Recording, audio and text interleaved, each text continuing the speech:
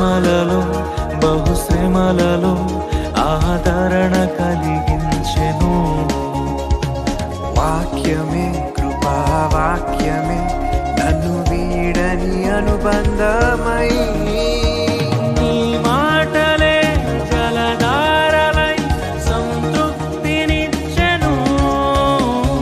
నీ మాటలే ఔషధమై గాయములు కట్టెను. నీ మాటే మధురం కరుణించే